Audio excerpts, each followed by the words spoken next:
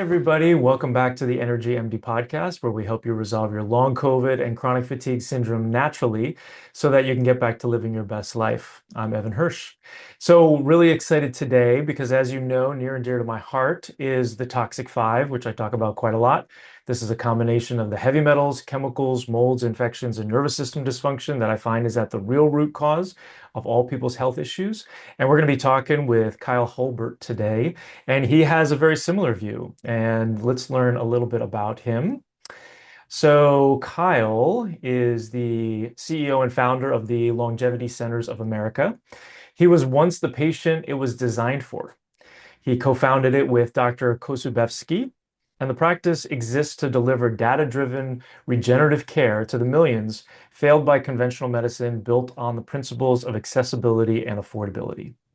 Kyle brings rare depth to his work, a researcher, a doctoral candidate, and a credentialed wellness expert who has walked the path himself. He co-hosts the weekly podcast Longevity Unlocked with Dr. Kosubevsky, where cutting-edge science on detoxification, hormonal health, and regenerative medicine gets translated into conversations that actually move the needle. Kyle, thanks so much for joining me today. Yeah, thanks for having me on. I'm excited to have a great discussion. Yeah. So you have your own story. I don't want to spend too much time on it, but if you can give us kind of the Cliff Notes version and kind of like how you got here, I'd appreciate that. Yeah. So, if anybody's ever heard me on a podcast before, you've probably heard this story.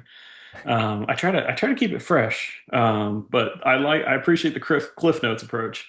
So basically, moral of the story is I was living a clean life. I was in college. I didn't drink. I didn't party. I didn't do drugs. I ate clean food. I worked out. I was an athlete. I drank filtered water, whole nine yards. And I just was getting sicker and sicker while all my other friends were doing way better than me, who did drink and party and do all the things. And I was like, what is going on? I'm falling asleep in class. My mental health started to decline. Had to like pretty bad depression, anxiety, suicidal thoughts, um, joint pain, gut problems, allergies, literally everything popped up. Um, and I was like, well, there's something wrong with me. So I went to six or seven conventional doctors, including one of the best doctors in my city. And half of them said they couldn't find anything. Half of them said I was making it up, hypochondriac. And I was like, I promise you, I'm not making it up. I'm like, I eat Right. clean, I sleep well, I work out, I'm young, and I feel like garbage. Like, this is not me making it up. It's not move more, eat less type Right. deal. So that kind of led me down the rabbit hole.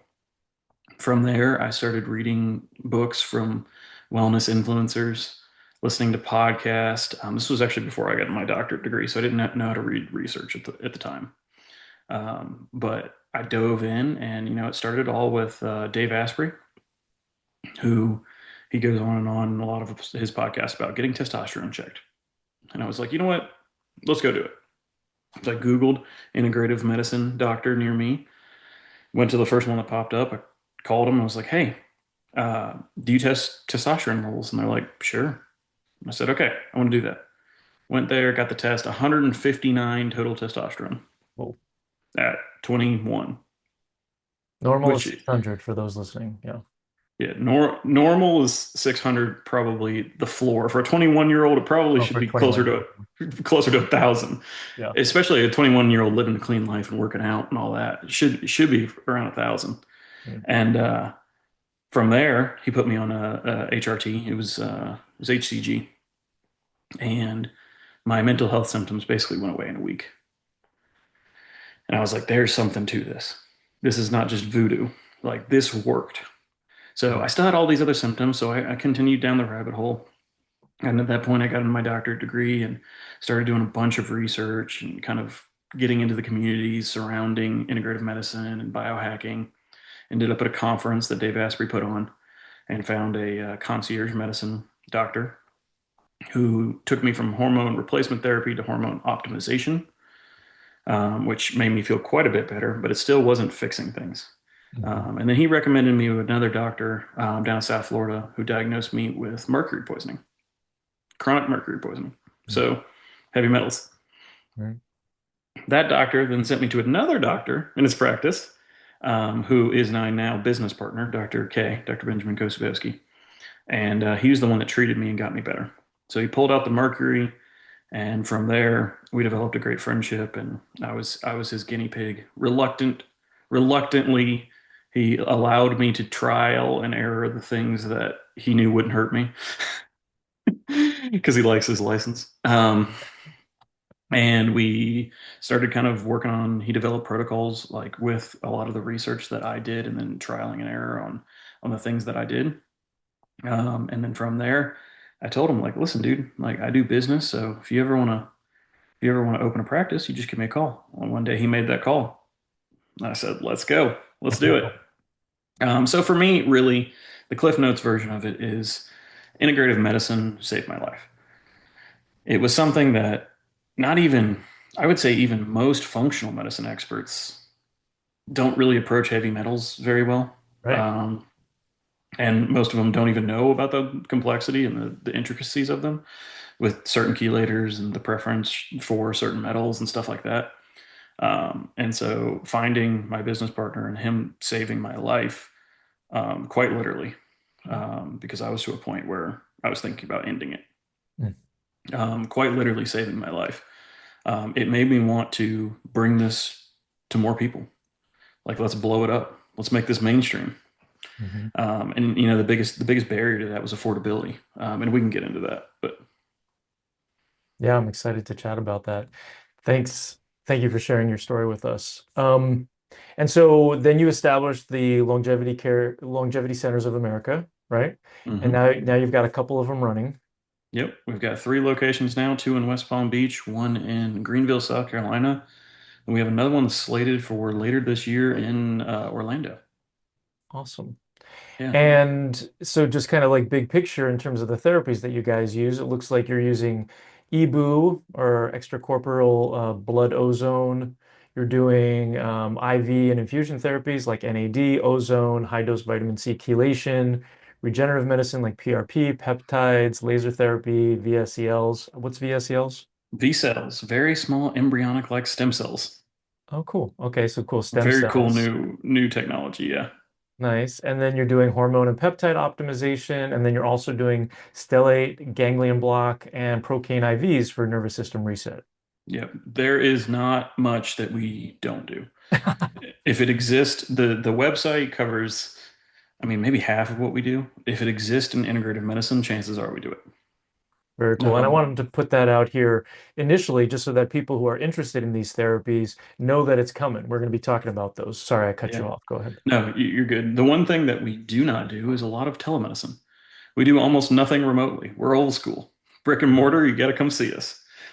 And the question is, how old school are you? Do you have paper charts? No, oh no, Oh, no, I'm thank not that old goodness. school. No, Thank I goodness. couldn't do that. Couldn't do that. We almost had to start that way actually because we launched so fast. The EMR wasn't ready, and it actually launched the night before we opened with our first patient. But we were ready to do paper charts. That's funny. Yeah, I went with my dad to a doctor's appointment the other day and they had paper charts and I was like, whoa. They were like scanning them in, it's like one doctor just doesn't want to make the change, sort of thing. But yeah. That's rough. Yeah. Well, great. So let's kind of go through for people who are really curious about these therapies, let's kind of take them through the process. So they're listening to this, they're like, hey, this is really interesting. They reach out to the website, they contact you guys, they decide they're going to kind of like fly out. What does that process look like? Can you take us through? I mean, you can do one step at a time, however you kind of like Yeah. want to structure things, and then I can ask you some questions about each step. Yeah, so our whole basis is affordability. And the reason I hit on this before we go into the process is because it's actually structured around affordability. One of the main things that Dr. K told me when he wanted to create a practice was, I'm losing patients because they can't afford the treatments. And he said, I need you to fix that. I was like, okay, I'll go fix it somehow. So there was no real secret sauce. Like we did two things. I have a background in construction and purchasing. Um, so I mean, I source most clinics source things from a handful of vendors. We have tons. I think we have north of 100. And we source for the highest quality and the best price. So we'll source from across the nation. We'll find the highest quality ingredient. Here are the 7 suppliers that have it, and we're going to go with the best price. We do that with every single thing that we have, everything that goes into an IV, every part of the IV tubing, every catheter, everything. Wow. And that allows us to control our pricing. The other part is no secret sauce, it's just margin. We literally charge less. We just charge less profit. Um, and that allows us to see more people. Um, and so the reason I tell you that is our process, it starts with an initial consult. So you come in, you do an initial consult. Just about any other doctor in the world probably has a similar process. And the way we approach this is that consult is not necessarily for the patient, right? It's for the clinician because you're getting the subjective, you're getting the history, and you're covering your tail with all the consent forms and stuff you got to get signed. Um, so it's really a fact-finding mission, but the patient doesn't actually get anything of value in that consult. And so what we did is for that consult, it's $175. It applies to your first service. So technically, you don't pay for that consult.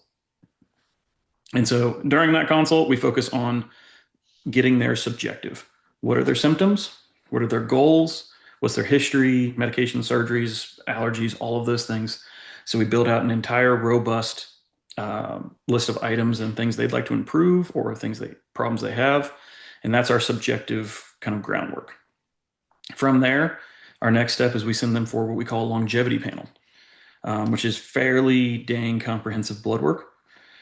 It's like 156 biomarkers. It's like the function health test but with more. Um, and then they come back for their lab review, is what we call it. Um, During that process, before they get to the lab review, our clinicians will sit down, look at the subjective, look at the lab data, and then compare them, right? And then find where they think the root cause might be. And with that comprehensive lab data, sometimes you don't need more than the labs, right? If your lipids are off, sometimes you're just eating like trash. And if you know based on the initial consult that they have a bad diet and their lipids are off, okay, we know what to do. But sometimes it's indicative of we need to look further. So in that lab review, $99. Again, this is a patient plan. We didn't want to charge them for something that isn't treatment, so we did the lowest price we possibly could. We lay out one of two paths. If we have enough to work on with their subjective and their lab work, we will send them into treatment. We call it the longevity roadmap. We'll give them a step-by-step process on what they need to proceed to do to get to their goals and alleviate their symptoms. If the clinician needs further testing, which is often the case, we will then, based on the subjective and the lab data, recommend specialty testing. Now, this might be Lyme, this might be heavy metals, this might be GI map. It could be a lot of different things, but we usually do them one or two at a time because we do not want the patient to have to spend thousands and thousands and thousands of dollars on testing just for the clinician to be in this really cush spot where they checked everything and they don't have to work really hard because they have everything. Right. So we try to make it affordable, and 9 times out of 10 we nail it on the first couple tests based on our learning and how we teach and our methodology. And so from there, they usually end up with one of somewhat similar toxic 5. We see a lot of mold. We see a lot of Epstein-Barr virus reactivation. We see a lot of Lyme. We see a lot of heavy metals. We see a lot of random toxins, some stuff like glyphosate. And then a few other things here and there. But usually it's some combination thereof. And then they proceed to treatment. Nice. And so then how do you decide what treatment is based off of that? Yeah, so Dr. K has developed protocols for each individual case. So if there's a Lyme case, we have a structured protocol. It's not a one size fits all. It's very if then, right? If they have this, then this, and if they have this, then this. And so a Lyme protocol might be 4 weeks of treatment for someone, and for a different person, it might be 6 months, depending on their toxic burden, their interaction with their other viral infections, or whatever might be going on. So based on our protocols, which we tailor to based on the science, the research, and then the results. And we're constantly updating. That's how their treatment plans are built. Nice. And so then there, I guess what would be, I mean, everybody's going to be different, but you're obviously looking at a lot of different causes. Do you have a sense about the average number of causes that somebody has when they come to see you? Ooh, that's a good question. I like that. Um, I've, in my experience, there's two different cases. We see we see medium to low causes across a wide variety of categories, Hmm. resulting in this massive accumulative toxicity. Or we see nothing in almost everything, and then one thing is sky high, Uh-huh. right? So, like, that was my case. I didn't have a lot of toxicities. I had a lot of mercury. So Uh-huh. that was it. Just had a lot of mercury. And low Um, testosterone. yeah, and low testosterone, which was probably mercury driven. Right. Mercury likes to target the brain, Right. especially early exposure going through, adolescence and the hormonal system, pituitary, whole nine yards. But yeah, so it's usually one of those two. It's actually very rare that we get someone who has high concentrations of multiple things. Hmm. That's not super common, um, which is kind of surprising to me, but that's just kind of what we see. Gotcha. And what was your mercury toxicity from? What was your exposure? I think I was the death by a thousand cuts. So my mom had amalgams. Uh-huh. So I got transferred some in the womb. So I had Right. some pre-birth. Hmm. Um, I was born during a certain period of time in which certain chemicals were injected into certain babies that may or may not have contained mercury. Let's put it that Right. way. Hmm. I hear you. And I got all of them. And then grew up in Florida, so seafood was a mainstay for me. Hmm. And then when I got into high school, I was kind of like a fat middle schooler, and I didn't want to be a fat high schooler because like I'd been bullied enough. So I was like lean protein. I got into working out, and so I just started hammering tuna, like cans of tuna, just like Hmm. mustard on top. Doesn't get leaner protein than that. Right. And I just ate copious amounts of tuna. Hmm. So I think that kind of all accumulated and pushed me over the edge in my kind of undergrad years. This is when it started. Yeah. I appreciate you sharing all that. I think that that's something that I see often as well, where kind of like sometimes there's like a really big insult. But for the people that I see, like with the long COVID chronic fatigue syndrome, they always have all of the toxic five, the heavy metals, the chemicals, the molds, the infections, the nervous system dysfunction. The question is always how much of each do they have, Hmm. right? And they all end up feeding off of them enough where the mitochondria gets damaged and they end up with the exhaustion and the post-exertional malaise and the brain fog and the body pain and the sleep issues, etc. And I think it's really important for people who are listening to this to remember it's never really just one thing. There's this combination. Like you started off with testosterone, you got a little bit better. And Hmm. oftentimes it is this sort of stacking. As you find these different causes and you start addressing them, you just keep getting better and better. Yeah, well, and for me, a great example is like taking out the mercury did wonders for my health, Hmm. but my Right. testosterone never came back, Hmm. right? I'm on TRT to this day, and I Hmm. will probably always be on TRT. One, because I feel great, and two, because if I stop, my body doesn't produce its own testosterone. It doesn't work. Fascinating. Yeah. Um, so then let's talk a little bit about the testing.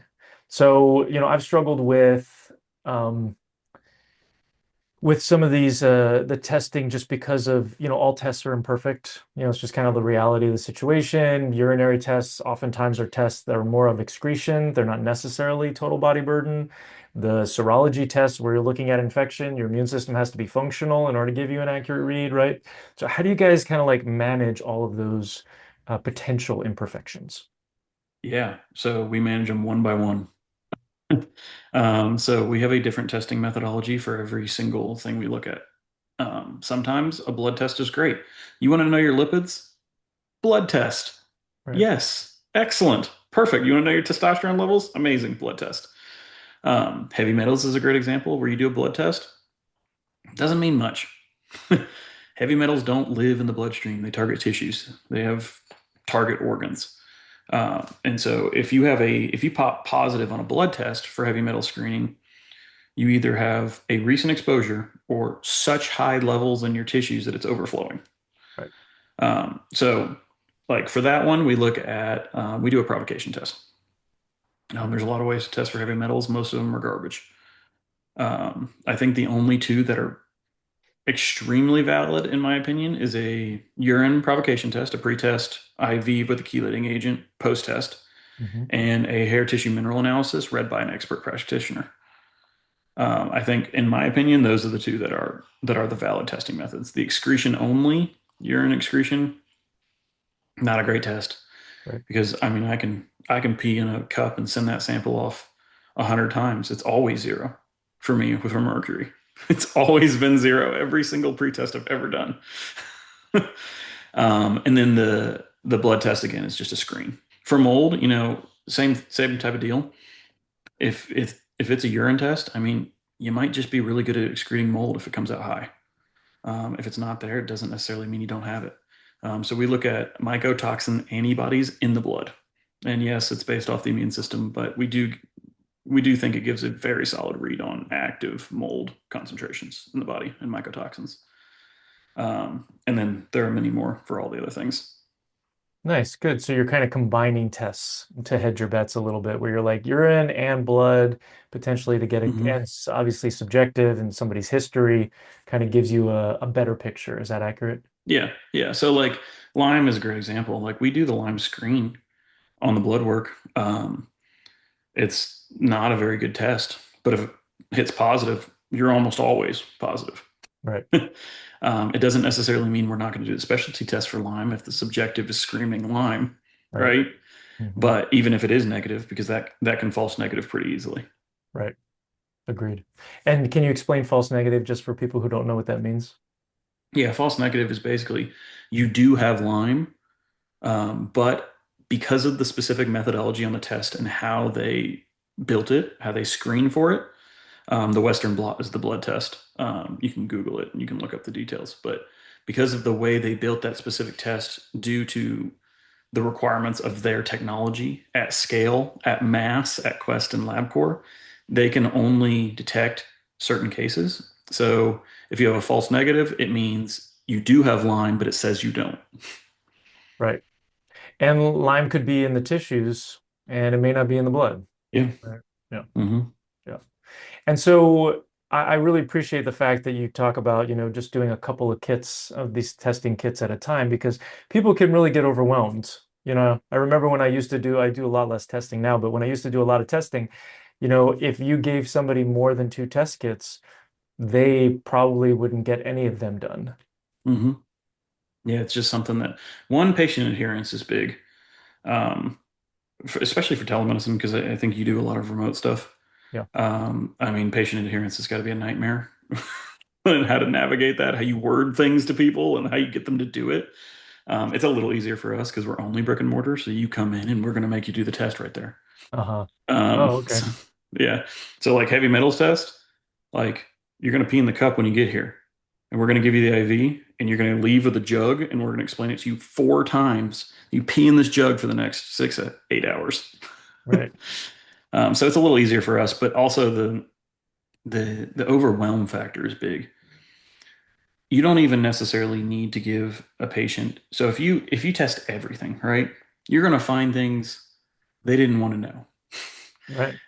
And that might not matter to them, and the clinician knows that, but to them they're freaked out about it, right? Right. Like I have parasites. Yes, you have everyone has parasites. Right. Can it be a bad thing? Yes, depending on the quantity and the type. Right. But does everyone have some level of parasites? Yes. People freak out. I'm sure. Yeah. And so then how do you help or how do you structure things for compliance?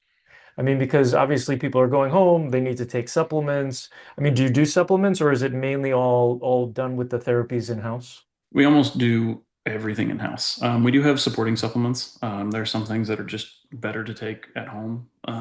Like if you're doing DMPS chelation, you take your molybdenum. It's the lookalike mineral to mercury. to replenish the body. If you're doing EDTA chelation, you're going to be on a trace mineral complex. Um, we don't do a whole lot of supplements. I think it's 0.5% of our practice. It was one of the things that, like, the way we approach things, call it old school, call it what you want, but it's brick and mortar. It's done for you by the practitioner. Yeah, well, that definitely helps with compliance. Yep. You Yeah, come in, and then in the compliance for showing up, I mean, we have a team of patient relationship coordinators that call, check in, follow up, text, email, a whole nine yards. You feel very cared for and loved through the whole process. nice. Yeah, that's really important. We do a lot of that too. So, how long does it typically take? So, somebody comes in with like chronic fatigue, brain fog, body pain. Maybe they have ME/CFS or long COVID or Lyme, or maybe they don't, but they are somewhere on that spectrum. How long does that typically take somebody to get better? The way I usually answer this question is I tell you, if you are not out our door in less than a year, we failed you. So our goal is to get every patient out the door in less than a year. You want to come back and do longevity and optimization? Be my guest. We'll have a great time. But in terms of your chronic issues and your symptoms, less than 1 year is the goal. Most of our patients are much closer to the less than 6 month number. Um, I'd probably say half are probably close to 3 months. Great example is we had a guy come in with essential tremors, pretty bad. I mean, it was one of these, like, not good, very disrupting to his quality of life. Um, I think he had appointments twice a week for 2 months or so, and they were 90% resolved. Nice. You know, in and out. um, Other people, if you come in and you've got lead and mercury and mold and parasites and Lyme, like, it's gonna take some more time. Yeah. And so then we talked a little bit in the beginning about these different therapies. So can you kind of take us through some of these? We talked about EBOO. Can you talk about that? I mean, or Mhm. I guess maybe talk about them and maybe we can rank them in terms of like most popular. Like, where do you guys generally go first with some of these therapies? Like that person with the essential tremor, was he doing EBOO twice a week? Was he doing more than that? Um, Yep. So the most popular, and or I don't really want to say popular because it's not like an IV bar we order off a menu. It's like the most commonly prescribed treatments, I think is how I would phrase it, are EBOO chelation. So time and time again, EBOO chelation. EBOO is because it hits a wide range of things, extremely wide. And chelation is just because of the prevalence of heavy metals. There are a lot of people who have a lot of heavy metals. Um, and so, which one do you want to dive into first?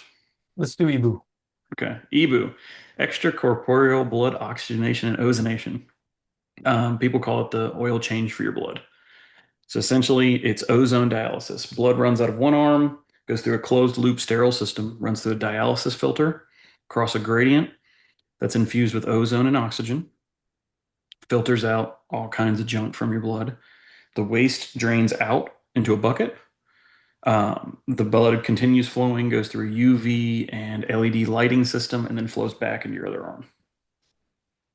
What does it do? It does a lot of things. The first and primary thing is it hyperoxygenates your body. So I've heard a lot of people say that, lack of oxygen is a major driver of disease. I tend to agree. So if you add that massive boost of oxygen through your whole system, you get a major uplift. Secondly, ozone is it's a very powerful immune modulator. It can fire up your immune system in ways to make it work optimally. It won't overfire, but it won't underfire either. So, like, if you have an overactive immune system, it's not going to send you into immune storm. It kind of modulates. It's like a bioregulator. And then there's the actual physical detox piece where the inflammation and the waste is flowing out of the dialysis filter. We've measured that in multiple patients. There's studies showing what's in there. You're looking at little tiny concentrations of heavy metal. plus a lot of glyphosate, a lot of forever chemicals, molds, and stuff like that. And then the last part of it is ozone will directly kill and combat viruses and bacteria, as will the UV lighting system. So it does a lot of things. Right. Yeah, very cool. And so it sounds like in terms of like the waste in that, so it sounds like chemicals, molds, have infections been found in there? I mean, I know that ozone and oxygen are and the UV are antimicrobial, but do they end up in that filter or coming out? Solid, maybe. Okay. So we have not tested that just because testing for viruses and dead viruses and bacteria in waste fluid, I don't even know what lab would take that. Yeah. It's kind of a logistical problem. I'd have to actually like have the analysis machines in house to be able to do that. We do know, and we've shown with pre and post blood work for Epstein-Barr and other things, that viral activation does decrease significantly. Awesome. When I had my brick and mortar clinic, I did major auto hemotherapy. So basically, you take for those who don't know, you take your blood, you mix it with ozone, and then you put it back into the body. So a little bit similar, but I found that a lot of people had die off because of the antimicrobial effects of the ozone. So how do you manage that so that people don't have die off so bad that it like damages their hormones and mitochondria? You don't have to. Oh, People don't have it. The dialysis filter fixes that. oh, interesting. So the reaction difference, because I've done every form of ozone there is. I've done minor autohemotherapy, I've done major, I've done multipass, and I've done EBOO. Multipass is like the one generation past major autohemotherapy. Hmm. Basically, you go up into a cup, ozonate, flow it back down. You do it multiple times. EBOO was the next generation. And so the EBOO, when I did my multipass treatments, the die off, it was brutal. I Hmm. mean, just brutal. I did EBOO. I've never reacted to an EBOO. Wow. So, and honestly, like it's what we see in our patients. It's one of the least reactive treatments we have. The filter with the combination of the ozone, the oxygen, and the lighting system seems to knock off that die off effect. Very cool. And so how much does it cost for an EBOO? Nationwide average is about 1,500 bucks. We charge 830. Very cool. And so then for somebody who has like chronic fatigue syndrome and they have to do, would it be like twice a week? Once per week is the fastest you could do them. Okay. Yeah, and you do usually three. So three is kind of the magic number. Oh, okay. So and we have a discount, so it goes down to like 750 each if you do a three pack. Okay, cool. And so why only once a week? The There is a small amount of red blood cells that you lose through the process in two different mechanisms. One is there's a very small amount that are spliced, basically just cut in half because of the ozone. And then we do return the patient blood, but you do lose some in that system. And so if you do too many of them too close together, you're at risk for anemia, iron deficiency anemia. Okay, which a lot of people already have. Yes. Right. Yeah. Yeah, yeah, It's one of our pre-screens. yeah, I bet. And so why is three the magic number? That is a great question. So the theory, and I don't think this has been studied in any published research that I can find. The theory is that you do one, your blood's super clean, your body senses it, and it dumps from the tissues into the bloodstream as kind of a equalization effect, if you will. You do the second one, it cleans it up again, and by the third one, you've cleaned up most of that dumping mechanism.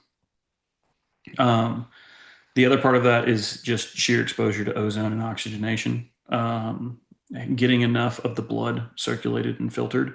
So if you do three, it does about two-thirds of your blood. If you do three, you've done more than your entire blood volume once. Hmm. Cool. And so, and sounds like generally you're doing that once a week for three times. Yep. Okay, gotcha. And Some so, people some people choose to keep doing them yeah. because they feel great. One of the things is, we call it the EBOO glow. Your skin seems to glow and you look really good. I have post EBOO sleep. I will go to bed that night and just like wake up in the morning and be like, what happened? I don't even know where I am because I slept so hard. Nice. And so it seems like, so for people who I mean, so it sounds like it's that if it's not going to be helpful in three tries, then it's probably not the right treatment for somebody. Correct. Yeah. Okay. Yeah. Okay, gotcha. The one caveat with that is if you're going through something like chelation, which is a multiple round deal, like there's a lot of IVs some people have to do. I did like 50. Um, you probably want to throw in an EBOO because as you're doing chelation and you're disrupting the biofilms that mold lives in because of the structure of the heavy metals, pulling out the heavy metals, there's going to be some die off that's happening during that process. You probably want to throw some EBOOs into that to clean up the system as you go. It'll reduce the side effects of chelation as well. Okay. So before we get into other treatments, let's talk a little bit about price. So obviously you guys are doing it as inexpensively as possible, which is really amazing. These therapies are just naturally expensive. So, for somebody who goes through, who's got, let's say, chronic fatigue syndrome, long COVID, and they go through, let's say, 6 months worth, what is the expected price tag? That's really hard to put a number on because it's so different. I mean, for each person, it could be vastly different. We don't recommend anything more than you need. I mean, we have optional add-on stuff that you can do if you want, longevity optimization, beautification. But I mean, if you look at like, say, say you come in, you've got heavy metals. It's really the only thing you kind of have. Maybe some glyphosate, maybe some other small toxins that EBOO can hit. You're probably looking at a 3 pack of EBOO and 20 chelations. You're probably going to be around 6K. And that would take how long to get all those IVs? How often is chelation? You can do up to 3 times a week. We don't recommend that. We recommend twice a week. Okay, gotcha. Yeah. Okay, so if chelation is twice a week and you do a pack of, so then that would take you 10 weeks. Yep. Okay, gotcha. So you're looking at like 3 months, 6K. That's actually quite reasonable Yeah. I mean, for those our therapies. pricing is super aggressive.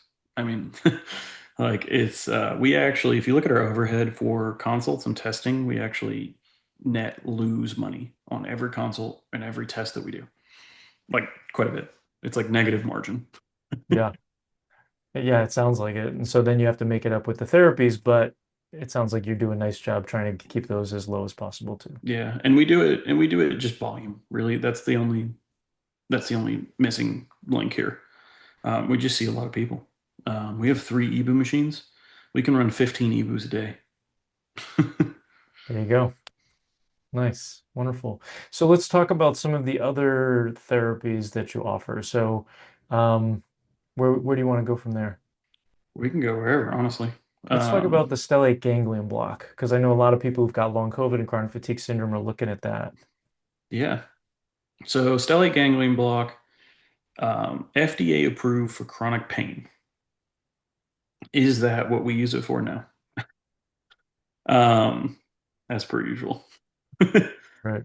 And so, really, what drove this treatment into, I wouldn't even say the limelight because there's not many people that do it, but existence, popularity, was the veteran community who was suffering from PTSD. And Hmm. this treatment was shown to be a game changer for them. The unfortunate part is if you want to book one at the VA clinic, you're on a crazy wait list. And then you often need a few of them in a row, like about a month apart. But the wait list resets, and then you're way too many months past when you need the next one. Um, so outside the VA system, there's not a whole lot of doctors that offer this. I'm guessing maybe 20 in the US. There's a lot of people that offer like a knockoff version. It's like it's essentially an insulin syringe that they take as opposed to the full needle, and it's like neural therapy. Uh-huh. It's not an actual nerve block. So there's not many people that offer it. Most people offer it for about 2,700 bucks for both sides. We offer it for 850. And essentially what it is a long needle. It's about 2.5 inches, and it goes right in your neck under ultrasound guidance. It's filled with Procaine, and you numb all around that stellate ganglion nerve cluster, and it basically it's a hard break on the fight or flight system. It's like a hard reset. You'll get a little Horner syndrome, so your eye will droop a little bit. Hmm. Um, you'll be fine the next day. And then basically you come back the next day and you do the other side. And we have seen just life-changing results with it. Hmm. Um, we had one patient that was like, "Hey, I cold turkeyed all of my anxiety meds," and we were like, "What? I don't work with your psychiatrist and taper, please." And she's like, "No, I'm good." And we were like, "Oh my word!" But like, she got off all our medications. I mean, I wish she would have tapered, but Nice. Yeah, we use a vagus nerve stimulating device, and we use nervous system retraining practices, but this is kind of like the bigger gun for like really getting in there and blocking that fight or flight and and switch. I would not start here. Uh-huh. This is not where you start. You don't just start at stellate ganglion block. You start with what you do, maybe go to Procaine IVs, then you go to the stellate ganglion block. So the Procaine, let's talk about the Procaine IVs. How do those work? Yeah, so it's a very similar process. It's actually the same thing that is in the stellate ganglion block syringe. It's a Hmm. numbing agent. Procaine is it's kind of like similar to Novocaine, like when you go to a dentist. How it works, it's a calcium channel blocker. So it does the same type of deal. It puts the brakes on the fight or flight system, but it's administered IV. Takes about an hour. You get a little high during it, like woo. Kind of feel warm, a little bit out of it, and it is I'd say it's like the intro version of the stellate ganglion block. So you can do it IV. It's minimally invasive, and for me, absolute game changer. When my son was born, I did one of those every single week, and I think it kept me present and level and calm and stress free. So it's a calcium channel blocker. So essentially, I mean, calcium is operating in the nervous system, in the muscles. Magnesium is a calcium channel blocker, which a lot of people, talk about how relaxing that can be. And so is it operating in a kind of similar way? It's blocking the activity of the calcium, so it allows for more relaxation. Yep, yeah, it is extremely similar to that, and it works primarily in the hippocampus and uh, amygdala. That's how you say it, Uh-huh. amygdala. They did a study on monkeys. They put monkeys on Procaine and then stuck them in a live brain scanner to see where it was lighting up in the brain, and then that's how they found out how it worked. Nice. So then, I mean, it's obviously a lot of work to collect data and to run studies. You have a lot of people coming through. Have you had a chance to collect data on the different treatments, which one's working for which conditions or anything like that? I am building out a structured data collection method right now. I'll probably launch it beginning of next year. Right now, we don't have data collected in the format required for case studies and published studies. We collect internal data about outcomes and treatment efficacy and patient success and that kind of stuff, but it's not collected in the format that you would have to do to do peer reviewed literature. So we've seen honestly we've seen some amazing things internally. Some things that probably like statistically shouldn't have worked and did. Very So cool. Lyme is one of the ones that our protocol seems to work amazingly. Like our percentage of success for Lyme is excellent. Great. So what does that protocol look like? Yeah, so it's basically you go through a whole detox series based on whatever you have. And then it's a combination of IV therapies. EBOO is one of the mainstays there. Methylene blue, we throw that in, and then we do a couple other things. I'm not going to give too much information on that one because that one is Proprietary. it's a little bit secret sauce for us. Yeah, it almost works too well that I don't really want it to get out. All right. So if people want to know what it is, you got to go. Yep. You gotta go check it out. That's cool. A lot of people struggling with Lyme. Yeah. Um, And we do pre and post testing on Lyme as well. So We don't look at just the subjective. We do a pre-Lyme test. We do a vibrant panel. And then after they go through the protocol, we do a post test. You might need a couple rounds of it. Almost every single round, though, we do see a reduction in quantitative and subjective symptoms. Hmm. Nice, very cool. So for the people that you can't help, what do you think's going on? What are you missing? That's always the question that I'm asking myself. Yeah. Um, Crohn's is a tricky one. Mm. That's a really tricky one. There are some things that, honestly, I think we're missing. I don't think science is there yet to know all the things that we're being exposed to. I think there are chemicals we don't understand, don't have tests for. I think there are viruses and bacteria that we don't understand, don't even know exist. I think there are things that, as we live in this modern world, that we might think is innocuous, but we just don't have the research on it or the timeline. Right. So I think there's a lot of missing pieces yet, and I think as time progresses, we are getting a lot more data surrounding a lot of those things. I mean, consumer reports alone, I know it's kind of a low bar, but like they're trying to expose everything, you know? So I think there's that. And then a lot of it is, even with us, with our affordability, it's how can we, how can we find something so deep, so complicated and solve it in a way that people can still afford it? Because a lot of the things that we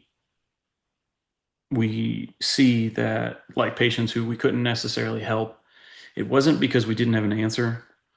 It was because our answer is just still too expensive. Uh-huh. And so, I mean, there are some things. There's new therapies out, like a great example is NK cells, natural killer cells. Um, that very few people can afford these things. Um, the raw material on this cost more than just about every treatment at our clinics patient-facing cost is. Oh, And it's just that expensive. Could it do wonders for longevity, senescence? Is there a potential that it could support people post chemo with fixing a lot of the damage that was done? Yeah, this could be an amazing treatment, but like we aren't able to effectively use it because it's just too expensive. understood.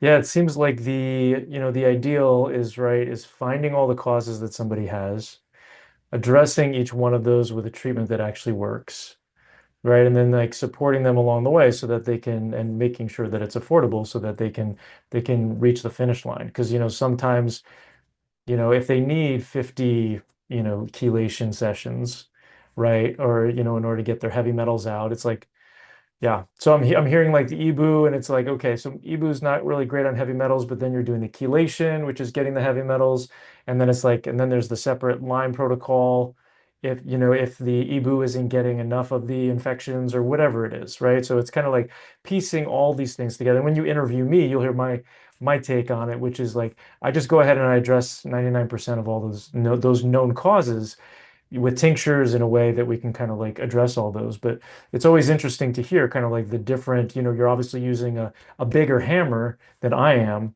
Um, and sometimes that gets people better faster, costs the same amount of money. Sometimes it takes longer if you're not addressing all those different causes. But I mean, I really applaud you for everything that you're doing. It sounds really amazing, and especially the fact that you're trying to make it as affordable as possible. Yeah, it's a fun problem to have. Dr. K was like, he was telling me, he was like, "Hey, our vendor just had a price increase on this thing. It was massive." He said, "I'm not increasing the prices. Figure it out." And so I had to go vertically integrate. I had to go create a distribution company, right? To keep our pricing the same, to get around a price increase that one of our vendors had. And so it's a fun game for me as a person, like being able to like, hey, this is our mission. Like I want to radically improve the health and lives of over 1 million people. You can't do that treating the super wealthy, and you Right. can't do that with one, two, three clinics. You've got to expand. It's got to be scalable, and it's got to be affordable to most people. And so that's kind of like my mission on why I'm building this the way I'm building it. I love that. And so is there an ideal person, whether by condition or whether by personality characteristics that you guys like to see when they come in the door, you're like, oh yeah, this person's going to be really successful. It's the person that believes it's going to work. Mm, Power of the mind, man. right. Time and time again. So another great story for you. Doc had this guy who came in for stem cell injections, and stem cell injections are not cheap, by the way. Like it's a very expensive product. And what we use is like the best of the best. um, and he was ready to drop over $10,000. And he said something to the effect of, yeah, you know what? I'll try it. I don't think it's going to work, but I'll try it. Mm, And Doc said, actually, no. He said, we're not going to treat you. When you believe it's going to work, you come back and see me. So the power of the mind, like being locked in, being engaged, and believing it's going to work is huge because what your mind can tell your body to do is so powerful. And if your mind is telling your body this is not going to work, you're probably going to override some of the efficacy of the treatments. right. Yeah, and I think it's that partnership, like the person I believe has to be doing their internal work. Like, we have like a four-step mindset practice and nervous system retraining practice. Like you have to be working on yourself and have that sort of like, I'm grateful for the opportunity here and I'm going to make the most of it and all that, like, so it is this combination of external things that are kind of coming in and the work that we have to do personally. Yeah, we have a counselor on staff who, like, if we hit a wall and Dr. K thinks it's because of the mindset, he says, "Yeah, no, we're not going to do any more treatment until you go do this number of sessions with this person. We get your mindset right." Nice. I like this Dr. K guy. He, He's intense. yeah, yeah, he reminds me of me. Um, awesome. So then what is the website? Where do you want to send people to kind of check out what you're doing? You want to send them to the podcast or to the clinic site? Yeah, I don't go on podcasts to push our clinics, to be honest with you. I just want to push the education. I want to get these services out there. I want to get the knowledge about integrative medicine out there, all the details about chelation, EBOO, Procaine, SGB, all those things. So go to the podcast, Longevity Unlocked, and you can learn. I think we have, I think we have like 100 episodes at this point. We talk about most of the therapies we have in depth. We go into detail. The older episodes, you can hear me and Dr. K drown on for an hour and a half talking about the science of it. And then we had a season that we did like short versions of it, and people tend to like those better. But Awesome. Well, we will drop those links below. And yeah, Kyle, it's been awesome having you on. Really appreciate how transparent you are and your mission, helping 1 million people and trying to make it as affordable as possible with these really very cool, very advanced therapies. So thanks so much for coming on. excellent. Thank you. So if you have chronic fatigue, whether it's from long COVID or chronic fatigue syndrome, go ahead and click the link below to watch my latest masterclass, where I go deep into our 4-step process that has helped thousands of others resolve their symptoms naturally. After you watch that video, if you're interested in seeing if we're a good fit to work together, you can then get on a free call with me. All right, thanks so much. I'll see you over there. I hope you learned something on today's podcast. If you did, please share it with your friends and family and leave us a 5-star review on iTunes. It's really helpful for getting this information out to more people who desperately need it. Sharing all the experts I know and love and the powerful tips I have is one of my absolute favorite things to do. Thanks for being part of my community. Just a reminder, this podcast is for educational purposes only and is not a substitute for professional care by a doctor or other qualified medical professional. It is provided with the understanding that it does not constitute medical or other professional advice or services. Thanks for listening and have an amazing day.